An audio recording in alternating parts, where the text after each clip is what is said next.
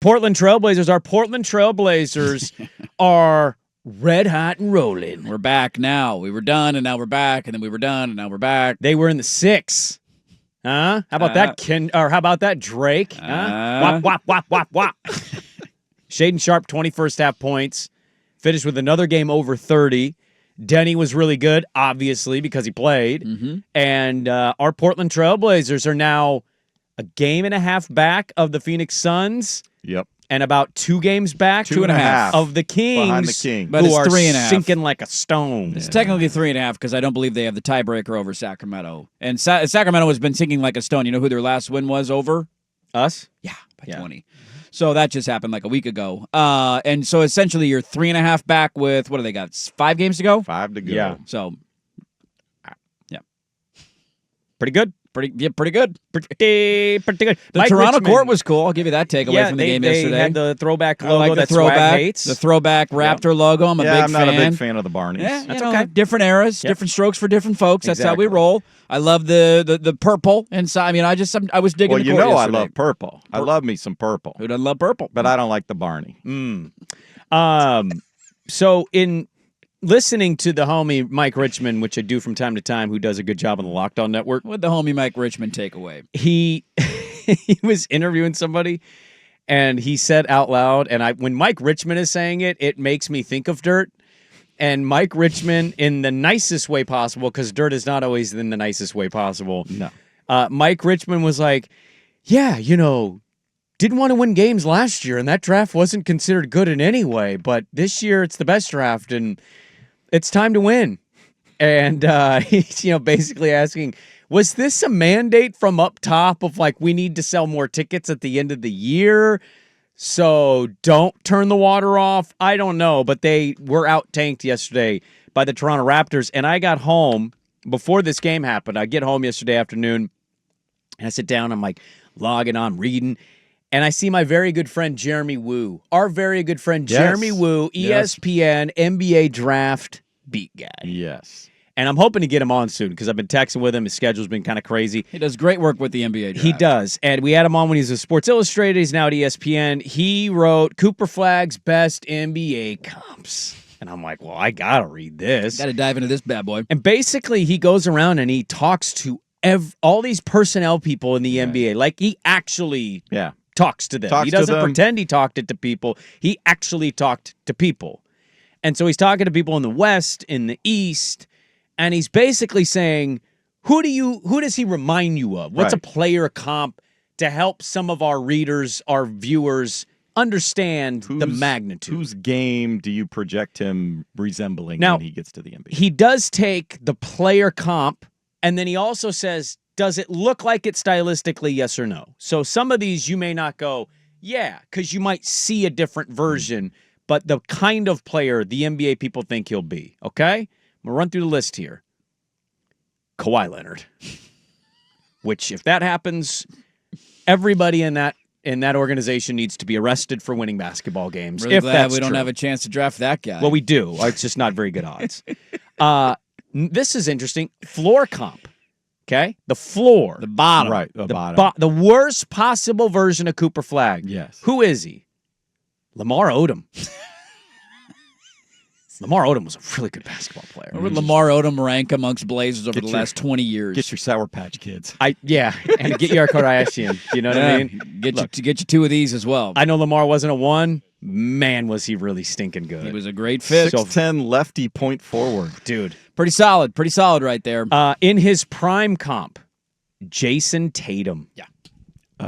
We had a shot at Tatum one year. We did, and then we did the same thing we're decided to doing this win. year. We decided to have Nurk fever and win games in the last 20 and make the playoffs as an 8 seed and then get swept in the first round of the playoffs by Golden State. Sorry. You need therapists. Sorry. How about you don't think he is a number 1? He is a number 2. He's a banana. He is not the guy that necessarily leads you, but he's a Robin. He's not a Batman. But he's an elite Robin. Man. Okay? He's a guy that you trust. I wouldn't say Bateman. Okay. Bateman is the 7th to 8th guy off the bench pretending he's the one. He is a Terry Rozier. That's a Bateman. He's a Gary Trent Jr. Yeah, He's a guy who thinks he's a number 1, and you're like, dude, stop shooting the ball. You're not a number 1. That's a Bateman. Yeah. This is a solid, absolute star, but he's a number 2.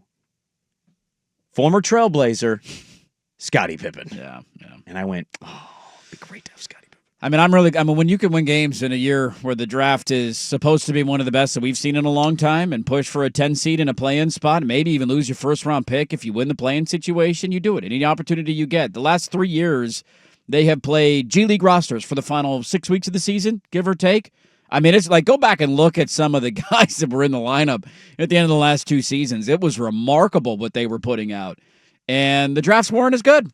And now in the year when the draft is significantly better, in which almost everybody agrees, doesn't mean it's a certainty, but almost everybody who analyzes this will tell you that the draft is better, we will not pull the plug. Do you remember what our odds were last year? Do you remember where we were in the draft lottery odds? I remember they slipped down slightly, and I believe we ended up with the 7th overall pick, so I'll say 5th? We were exactly fifth. Yeah. We had a 10.5% chance at the number 1. Yep, and they moved down to number 7.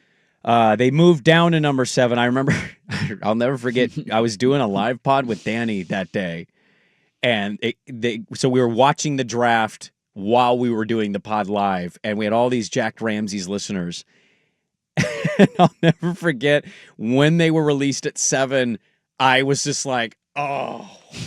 And everybody on the live stream was just like, oh, they were railing, and Meringue was like, you did. Then it became like a yelling at each other thing.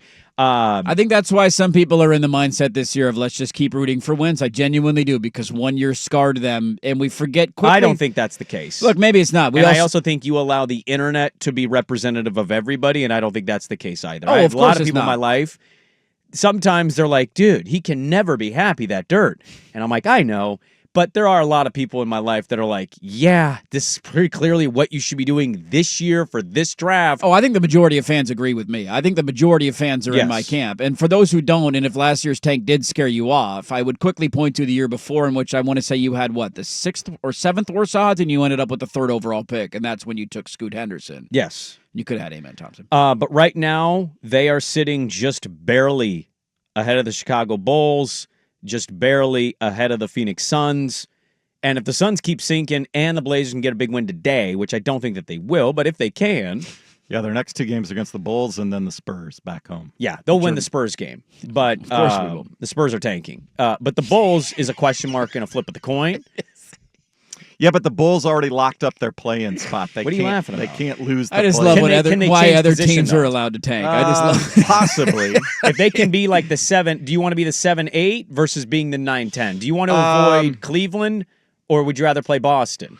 Because that's what you're fighting for. They're only a half game different from Miami. Yeah, see, I think they can bypass Miami. They're 2 behind Atlanta for 8. Well, it also might not matter because their owner doesn't actually care about the playoffs. He just wants them to be in the playoffs or the play-in so he can milk money from Chicago. Yes, he wants a little He more doesn't revenue. actually care. No. But we Sounds feel familiar. like I feel like we're becoming the Bulls, but the West. Like we should be sucking more, but we're winning. Yes. And the left field comp, this one I've heard a couple times, and this one doesn't get me as excited, even though I think this player was a really good player. AK-47, Andre Kirilenko. Andre Kirilenko, man. Famously got one groupie a year via his wife. That's a great flashback I'm sure he name. only kept it to 1, too. That's a great.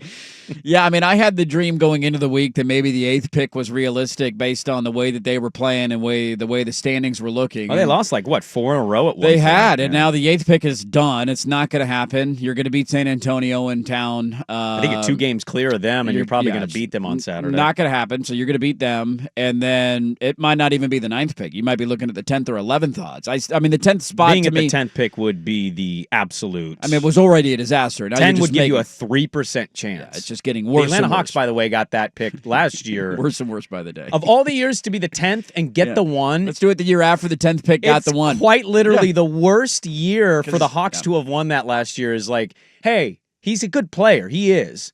You get Resache versus Cooper Flagg. A little bit different there. A little bit different feeling amongst the old fan base right there. Boy, you get to the Bulls at 11 from last year. If you get 11, you got 2% chance. That ain't happening. No. You'll be lucky to get into the top 8 at that point. I know Sacramento's sinking like a stone. I get it. I understand that Kevin Durant is out. You have 5 games to go in the regular season, and you got to make up 3.5 of them. You got a couple essentially tough 4. games on that schedule. You You're not gonna essentially make have to win out the rest of the way They're not and gonna need win out. Sacramento to lose out, and you still got to jump Phoenix. Phoenix does have a tough schedule, and there's no Kevin Durant again. So I don't think Phoenix is going to make it, but you still got to. We're still behind them in the standings. Phoenix could pass us. They could. In the lottery odds, Phoenix could end up with a better lottery chance this offseason than the Portland Trailblazers. Imagine saying that at the start of the year. Shadeon looked good, though.